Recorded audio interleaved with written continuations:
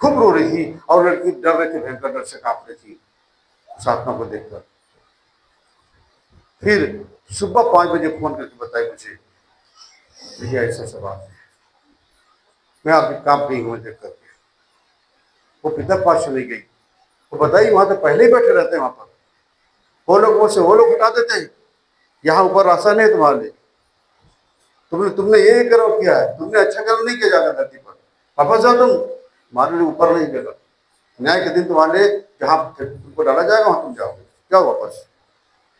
अब घूम रही है, वो भटक रही है।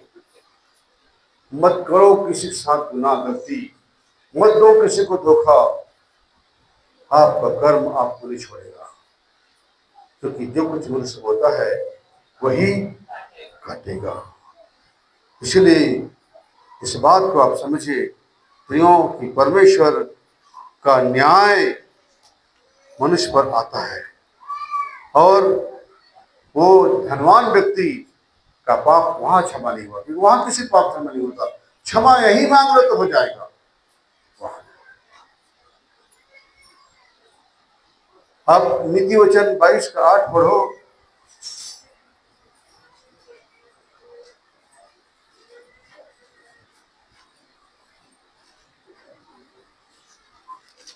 जो कुटिलता का बीज बोता है वह अनाथ ही काटेगा और उसके रोष का सोटा टूटेगा। हाँ, जो कुटिलता का बीज बोता है, कुटिलता मतलब हाँ? कुटिलता मतलब अनर्थ, अनर्थ काम का है ना। कुटिल, गलत, घृणित, अनर्थ का बीज बो रहा है, बुराई का बीज बो रहा है, वो क्या काटेगा? वो अनर्थ ही काटेगा। क्या काटेगा? अनर्थ ही काटेगा। बुराई की बदले उसको बुराई ही मिलेगी। जो जैसा किया धोखे के बदले उसको धोखा ही मिलेगा। उसको तो एक को धोखा दिया है, उसको तो 10 लोग देंगे, ये बढ़ जाएगा फल उसका। तो ये लिखा है, जो कुटिलता का बीज बोता है वो अनर्थ ही काटेगा और उसके रोष का सोटा टूटेगा। और आगे लिखा है, दया करने वाले पर आशीष फलती है, क्योंकि वह कंगाल को अपनी रोटी में से देता है। क्या बात है, कंगाल को अपनी रोटी में से देता है। आपने दिया, आपने दिया अपनी रोटी में से, अपने खाना में से, अपने भाग में से, देख कर देखो प्रियो। वचन में लिखा है, जो कंगाल को दान देता है वो यहोवा को उधार देता है।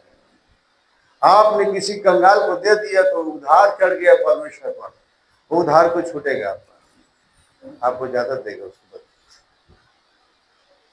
समझ आ रहा है? इसीलिए कभी किसी पर कुछ मत जानिए।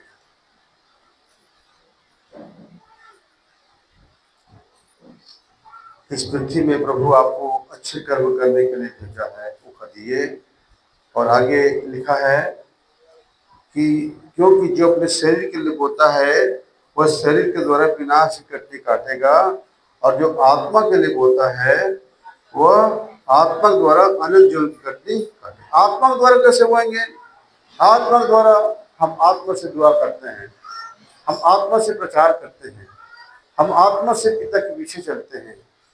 शरीर से तो बहुत चल लिए, अब हमारी आत्मा जैसा कहता है वैसा हम करते जाते हैं, उसको आत्मा के अनुसार कहा जाता है। अब इसको याकूब 3 अध्याय का 18 पद पढ़िए। याकूब 3 का 18, याकूब 3 का 18, आखिरी तरफ है याकूब। मिलाप कराने वाले धार्मिकता का फल मेल मिलाप के साथ बोते हैं। हाँ, 3 का क्या पढ़े? 18। मिलाप कराने वाले, धार्मिकता का फल मेल मिलाप के साथ बोते हाँ, हैं। धार्मिकता फल मेल मिलाप में, ये आत्मा का कार्य, जो मेल मिलाप कराता है वो आत्मा कार्य है।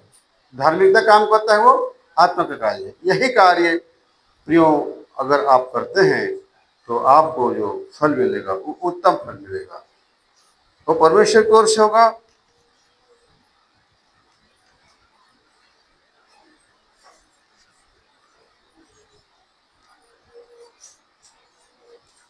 और मिलाप कराने वालों के लिए धार्मिकता का फल मेल मिलाप के साथ बोया जाता है। जो आप मेल मिलाप कराओगे तो आपका मेल मिलाप किससे होगा? पिता से होगा। किससे होगा? धन्य है जो मेल कराने वाले हैं, क्योंकि परमेश्वर के क्या कहलाएंगे? पुत्र कहलाएंगे। धन्य है जो मेल कराने वाले। किससे मेल? एक पापी मनुष्य को पिता से मेल कराना, यीशु मसीह के लहू के द्वारा, यीशु मसीह के क्रूस के पास लाकर आपने मेल करा दिया। आपने काम कर पिता प्रभु यीशु मसीह ने किया, क्रूस पर बैर को नाश किया और पाप की दीवार को ढा दिया और अपने मृत्यु द्वारा हमको पिता से मिला दिया, मेल मिलाप करा दिया। तो मेल मिलाप कराने वाला परमेश्वर के पुत्र है। कौन है? यीशु मसीह परमेश्वर के पुत्र है, पुत्र है। और हम भी जब लोगों को इस क्रूस तक पर ला करके जब पिता के पास मिलाते हैं तो हम भी मेल मिलाप कराने वाले होते हैं। तो हम भी परमेश्वर के पुत्र हैं। दो झगड़े करने वाले परिवार को मिला दिए, मेल मिलाप कराने वाले हो गए।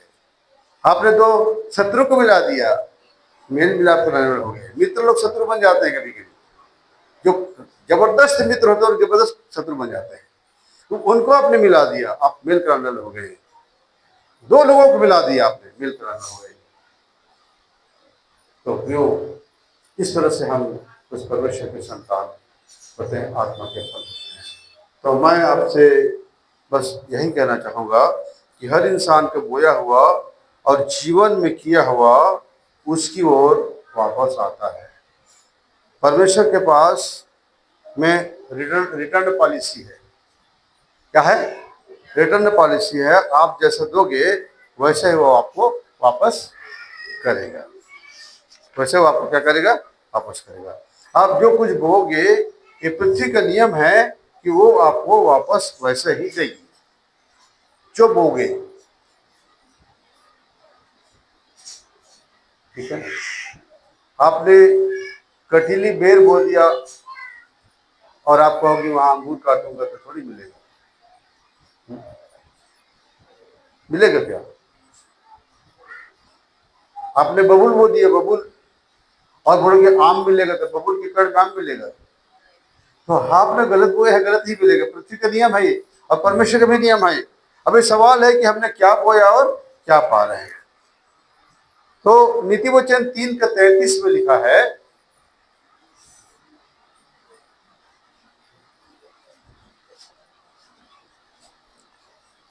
दुष्ट के घर पर यहोवा का शाप,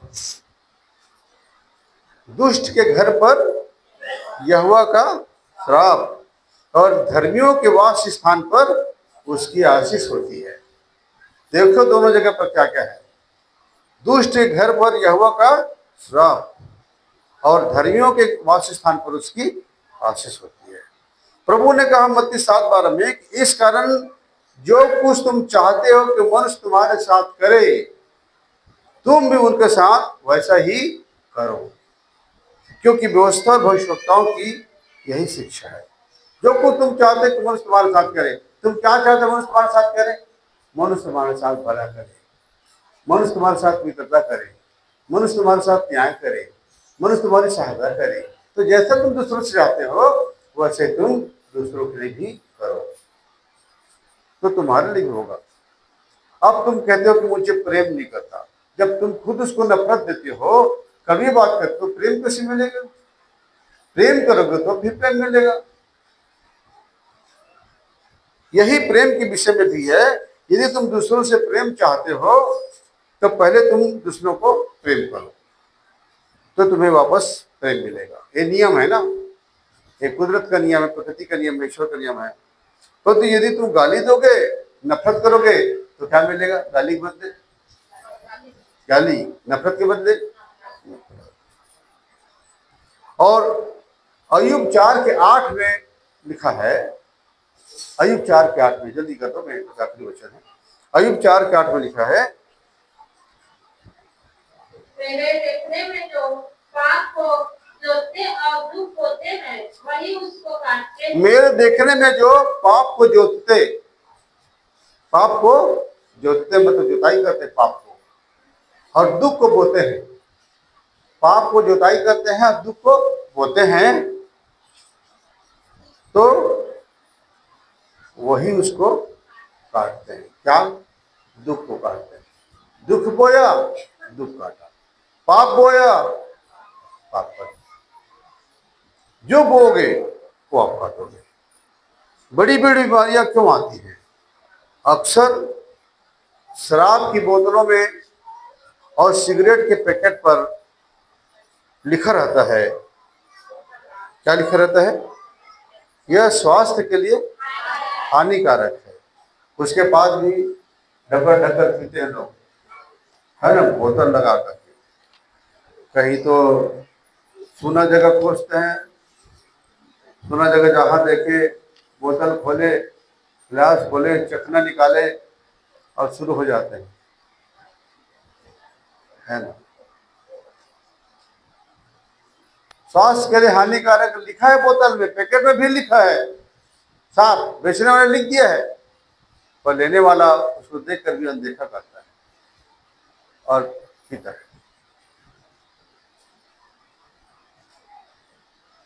मेरे चाचा खूब सिगरेट पीते थे, अपने जीवन में खूब सिगरेट पिए। बाद में सेवकाई में आया करूँगा, कुंवारे थे वो। सेवा में अच्छा सेवा किए, उनके द्वारा मैं भी आया करूँगा।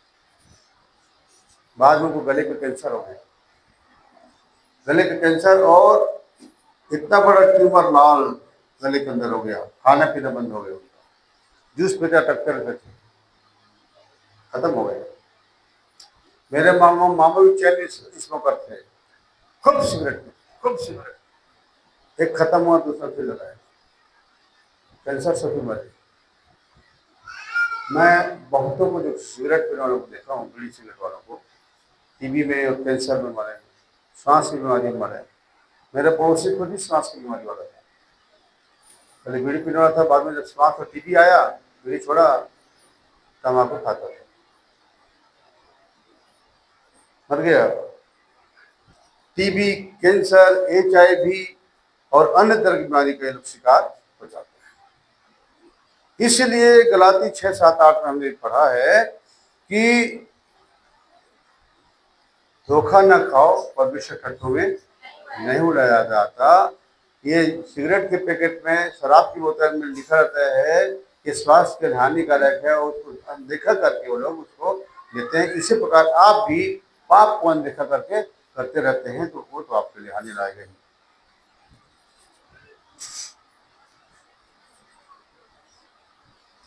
एक बार एक माँ एक प्रभु के दास के पास आई, एक पास्टर के पास आई, और उसने कहा, कुछ दिनों से आ रहे थे चर्च में, और प्रभु के दास के पास बैठकर खूब रो रही थी, और पास्टर ने पूछा कि बहन तुम इतना क्यों रो रही हो? तो उन्होंने बताया कि उनकी बेटी बहुत गंदे लोगों के साथ चली गई है, गंदे जीवन में चली गई है। मैं खूब रोती हूँ बेटी के लिए, मुझे खूब रुलाई, खूब रुला रही है। गंदा जीवन, व्यभिचार का जीवन, नशे के जीवन, ड्रग्स का जीवन, उसे मेरी बेटी चली गई है। फादर साहब, मैं अपनी बेटी को बहुत प्यार करती हूँ, क्योंकि उस बेटी के सिवाय मेरा दुनिया में कोई नहीं है। प्रार्थना करिए मेरी बेटी सुधर जाए और मेरी बेटी मेरे पास वापस आ जाए। रोती है। बाद में एक और सेशन में पास्टर बैठा था, कुछ लोग साथ में, वहीं के लोग थे, तो उन्होंने प्रार्थना का विषय दिया लोगों को, कहा देखो अमुक बहन हमारे पास आती है, रोती है कि उसकी बेटी बहुत गंदे लोगों में चली गई है, नशा कर रही है, ड्रग्स कर रही है रात दिन, और इसके उसके साथ गंदे पाप कर रही है, विचार कर रही है, उनके साथ नहीं छोड़ रही है, और अपनी माँ को रात में बुला रही है। तो उस माँ के लिए, उस बेटी के लिए प्रार्थना करें कि वापस गंदा जीवन छूट जाए उसका, वापस माँ के पास आ जाए। उस गांव के लोगों ने कहा, पास्टर साहब उस माँ ने जो बोया था वही काट रही है।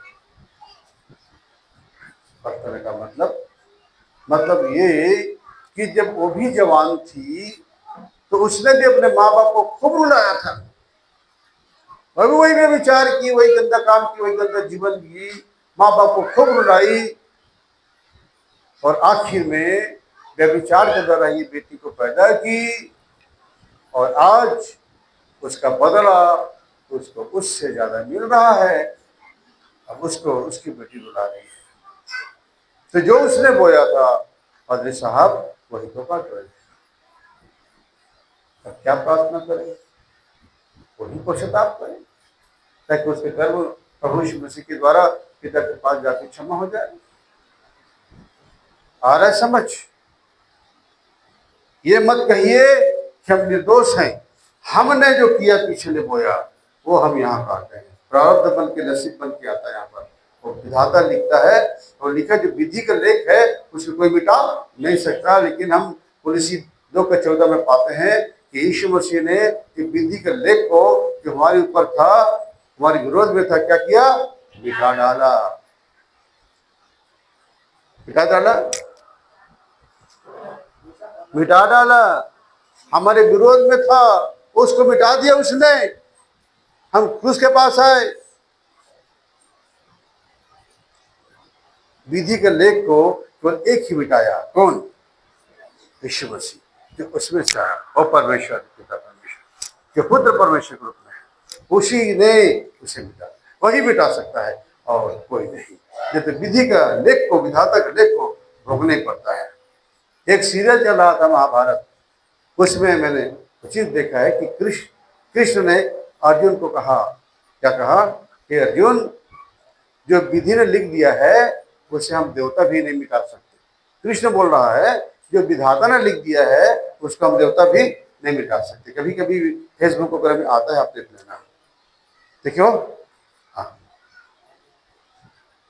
जो विधाता लिख दिया, जो परम पिता परमात्मा ने लिख दिया, उसे हम देवता लोग भी नहीं मिटा सकते।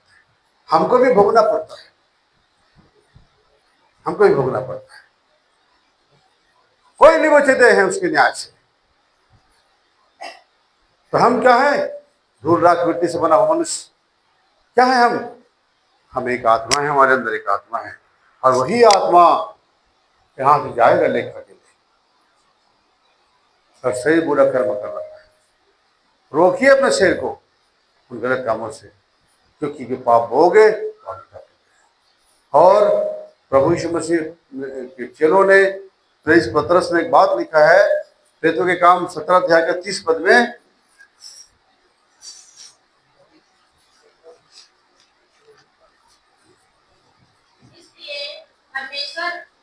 इसलिए परमेश्वर ने अज्ञानता के समयों पर ध्यान नहीं दिया, पर अब हर जगह सब मनुष्यों को मन फिराने की आज्ञा देता है। हाँ, इसलिए परमेश्वर अज्ञानता के समयों से आनाकानी करके अब हर जगह सब मनुष्यों को मन फिराने की आज्ञा देता है।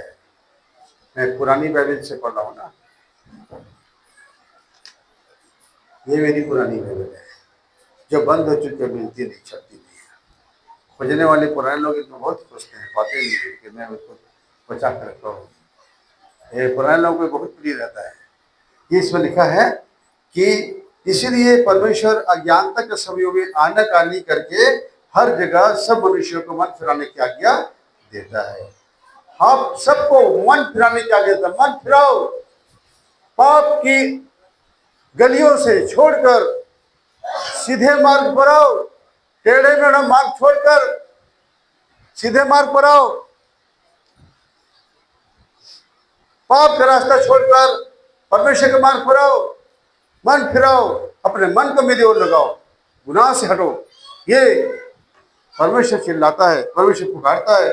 यीशु मसीह ने भी सबसे पहले मन फिराओ के लिए ईसा ने कहा, क्या कहा? यूहन्ना ने सबसे पहले क्या कहा? मन फिराओ क्योंकि परमेश्वर का राज निकट है। यीशु मसीह ने भी क्या कहा? मन फिराओ क्योंकि परमेश्वर का राज निकट है। और चेले भी यही कह रहे हैं। तो आप भी मन फिराओ, लौट आओ परमेश्वर के पास, अपने गुनाहों को छोड़कर, पाप को छोड़कर, क्योंकि जो आपने बोया है वो पक्का काटोगे। अब आगे मत बो, आपका उतना कर्म बंधन करनी जो है आपका, वो सब खत्म हो गया वहां पर क्रूस के पास। अब आगे मत बो। 31 पद में लिखा है, क्योंकि उसने एक दिन ठहराया है। क्या? एक दिन न्याय के लिए ठहराया है, जिसमें वह उस मनुष्य के द्वारा, किस मनुष्य के द्वारा? यीशु मसीह के द्वारा धर्म से जगत का न्याय करेगा, जिसे उसने ठहराया है। और उसे मरे हुए में से जिलाकर यह बात सब पर प्रमाणित करती है कि वही हमारा न्याय करने वाला होगा। कौन? यीशु मसीह। तो न्याय के दिन छोड़ा नहीं जाएगा। प्रभु ने कहा ना, जो कुछ तुम अपने मुंह से बोलते हो एक एक बातों का लेखा दोगे। मत्ती 12 का 36-37 पढ़ो। मत्ती 12 का 36-37। मनुष्य जो कुछ पढ़ो 12 का 36-37। और मैं तुमसे कहता हूँ कि हाँ, जो जो निकम्मी बातें जो जो निकम्मी बातें मनुष्य कहेंगे न्याय के दिन वे हरेक उस बात का लेखा देंगे। हाँ, हर एक बात का लेखा देंगे। बात से ही हम ज्यादा पाप करते हैं, बात से ही हम ज्यादा गुनाह करते हैं, बात से हम ज्यादा फंसते हैं। जबान पकड़ लिया गया है, वहां पर हमने बोल दिया, वो बोला वो शब्द वापस नहीं जाता, वो ब्रह्मांड में घूमता रहता है, वो कैच होता है, वो रिकॉर्डिंग हो जाता है। हम क्या करते हैं? बोला नहीं। धरती पर हम झूठ बोलते हैं, मैं कहा बोला था, मैं कहा दिया था, मैं कहा किया था, फट से झूठ बोल देते हैं।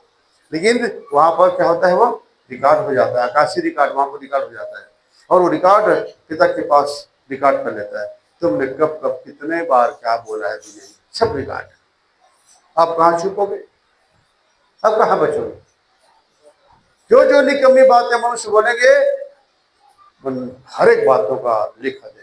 इसीलिए आप बोलते हो ना, तौल के बोलो, सोच के बोलो।